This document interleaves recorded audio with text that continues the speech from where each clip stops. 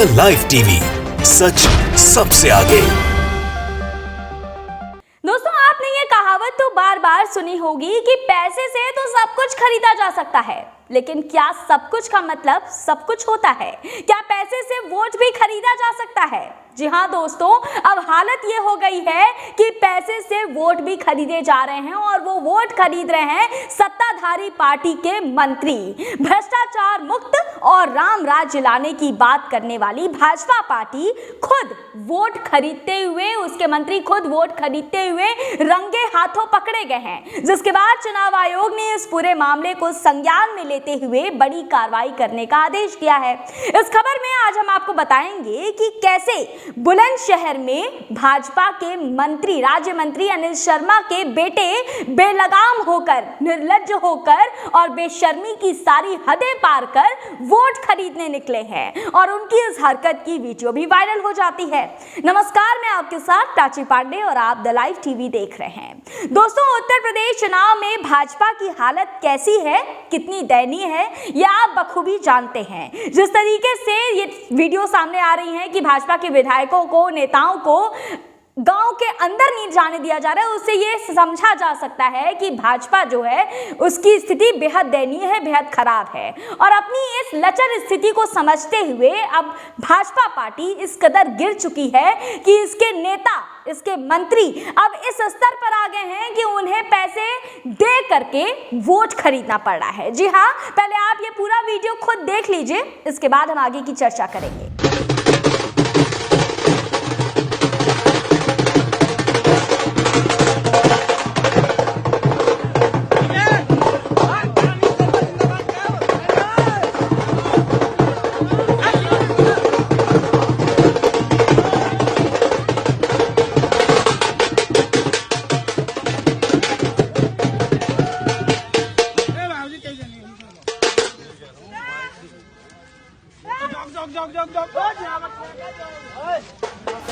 तो देखा आपने किस तरीके से कानून, प्रशासन, पुलिस, इलेक्शन कमीशन की तमाम गाइडलाइंस और नियमों को ताक पर रख करके भाजपा चुनाव जीतने का ये घिनौना तरीका अपना रही है।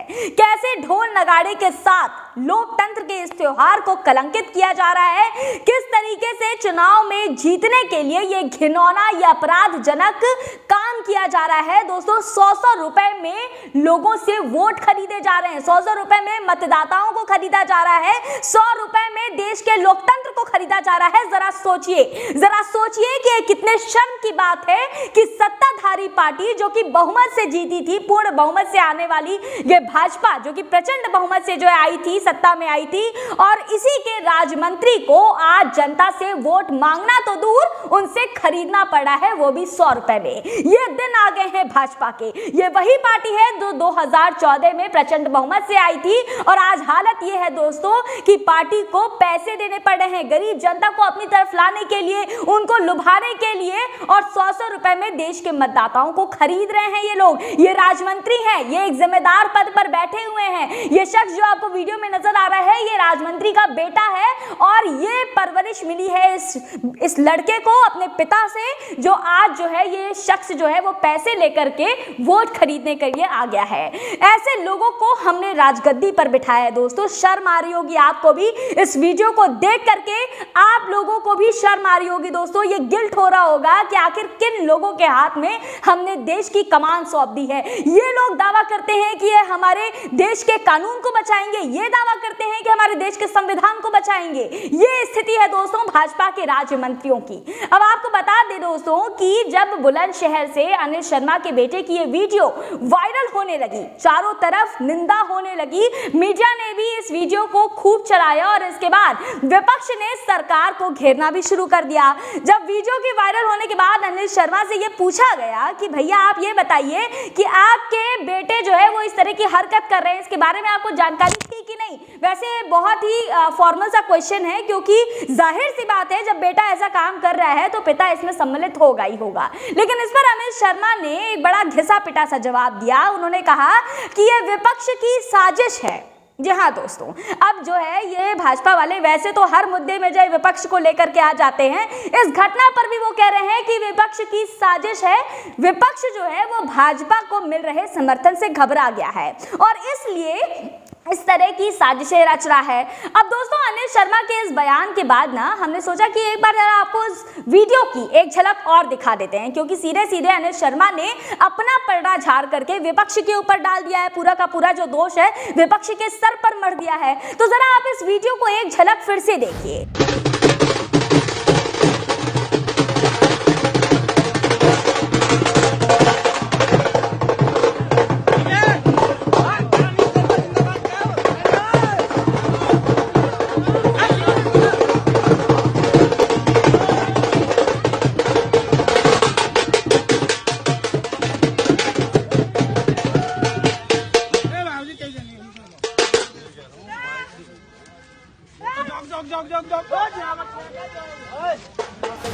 आपने देखा दोस्तों कि जो शख्स आपको नजर आ रहा है कार में बैठा हुआ, जो बेहद खुश है और पैसे बांट रहा है लोगों को, पीछे ढोल नगाड़े भी बज रहे हैं, ये शख्स अनिल शर्मा का बेटा है जिसका नाम है कुश शर्मा। इसके चेहरे पर देख करके क्या आपको जरा भी लगता है कि इसके साथ साजिशन कुछ किया जा रहा है? इसके चेहरे की खुशी देख करके क्या आप ये कह सकते हैं कि इसके साथ जो है कुछ गलत हुआ है या फिर विपक्ष की साजिश के तहत जो है इसे कुछ जबरन करवाया जा रहा है? नहीं, दरअसल ये बहुत ही खुशी के साथ पूरे भरे मन से जो है वो गरीबों में वो नोट बांट रहा है, गरीबों को 100-100 रुपए के नोट दे रहा है और ये कह रहा है कि भैया लो और हमारे पिताजी को वोट दो, क्योंकि हमारे पिताजी ने पिछले 5 साल में कोई काम तो किया नहीं है, सिर्फ बड़े नेताओं की चमचागिरी की है, गरीबों के लिए ना तो कोई सुविधाएं लाई, ना उनकी समस्याओं को सुना।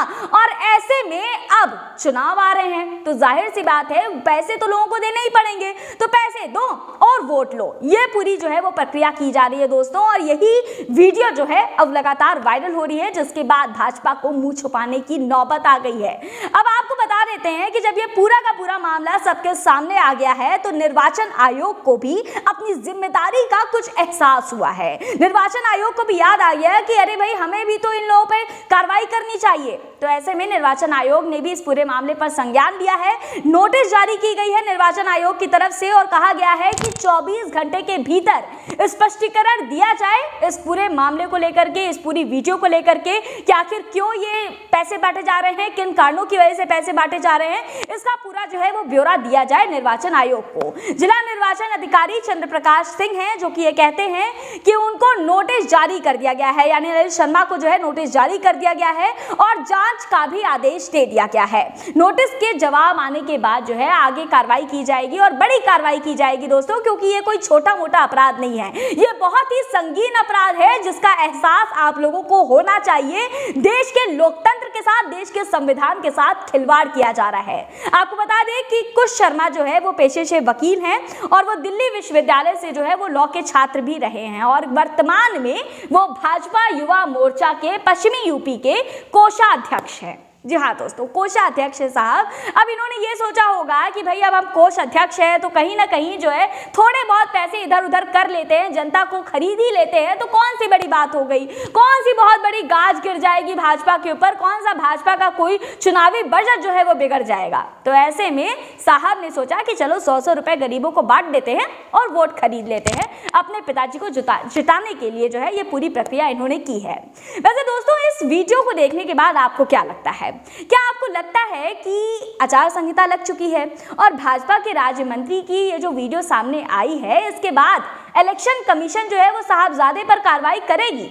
नहीं, मतलब पुराना रिकॉर्ड अगर उठाकर देखा जाए तो इन छोटी मोटी घटनाओं पर बहुत ज़्यादा सीरियस नहीं होती है कमीशन, क्योंकि अब उदाहरण के तौर पर हम आपको बता देते हैं कि आचार संहिता लागू है, इसके बाद भी अमित शाह अपना पूरा लाव लश्कर लेकर के बिना मास्क के कैंपेन करते हैं। कैराना में आपने देखा कि किस तरीके से अमित शाह जो है वो कैंपेन कर रहे हैं, उनके साथ सैकड़ों लोगों की भीड़ है, वो भी बिना मास्क के। ना तो साहब जो है वो, ना तो अमित शाह जी जो है वो मास्क लगाए हों और ना ही बाकी के लोगों ने मास्क लगाया है। तो ऐसे में ये भी कहीं ना कहीं कोरोना गाइडलाइंस का उल्लंघन है। लेकिन मजाल क्या है कि कोई भी साहब पर उंगली उठा दे, मजाल क्या है कि कोई भी साहब से पूछ ले कि सर आप बताइए आप क्या खुद कोरोना गाइडलाइंस का पालन कर रहे हैं। अब आप पहले इस वीडियो को देख लीजिए ताकि आपकी यादें ताजा हो जाएं। शनिवार को वो इस मुस्लिम बाहुल्य विधानसभा क्षेत्र पहुंचे और घर घर संपर्क अभियान किया। उन्होंने ऐसे परिवारों से मुलाकात की जो उनके हिसाब से अपराधियों के खौफ और धमकियों की वजह से पलायन करके योगी सरकार के सत्ता में आने के बाद लौटे थे। लेकिन प्रचार में चुनाव आयोग के कोविड नियमों की धज्जियां उड़ती दिखी। एक तो सुरक्षा बलों और दुकानदारों की भीड़, उसके ऊपर दूसरों को छोड़िए खुद अमित शाह ने मास्क नहीं लगाया था। तो इस वीडियो में आपने देखा ना कि किस तरीके से कमीशन की गाइडलाइंस को तार-तार करते हैं साहब, कोरोना गाइडलाइंस को तार-तार करते हैं साहब, लेकिन उनके ऊपर कोई कार्रवाई नहीं की जाती है। याद होगा आपको अजय मिश्रा टेनी के बारे में। अजय मिश्रा टेनी ने जिस तरह से लखीमपुर खीरी में किसानों पर उनके बेटे ने गाड़ी चढ़ा दी, उसके बाद भी अजय मिश्रा टेनी को भाजपा की तरफ से बर्खास्त नहीं किया गया, उनको पद से बर्खास्त नहीं किया गया और यहाँ तक कि उन्हें इस्तीफा देने के लिए भी मजबूर नहीं किया गया। तो ऐसे में अब आप खुद समझ लीजिए दोस्तों कि भाजपा के नेता, भाजपा के मंत्री जो चाहे वो कर ले, चाहे वो वोट खरीद ले या वोट जाकर के मांगे या कुछ भी करें, वो पूरी तरीके से स्वतंत्र है, पूरी तरीके से उन्हें आजादी है कि वो कोई भी अपराध कर ले, लेकिन उनके ऊपर कोई कार्रवाई नहीं होने वाली है। जैसा कि आप पूरे रिकॉर्ड्स, पुराने रिकॉर्ड्स उठा करके देख सकते हैं, चाहे अजय मिश्रा टेनी की बात करिए, अमित शाह की बात करिए या फिर इस मसले पर आप बात कर लीजिए, हर जगह आप देखेंगे कि किस तरीके से भाजपा के मंत्रियों की उनकी गलतियों को नजरअंदाज कर दिया जाता है। तो इस पूरे मामले पर आप क्या सोचते हैं हमें कमेंट करके जरूर बताइएगा। साथ ही हमारे चैनल द लाइव टीवी को सब्सक्राइब करना ना भूलें। द लाइव टीवी, सच सबसे आगे।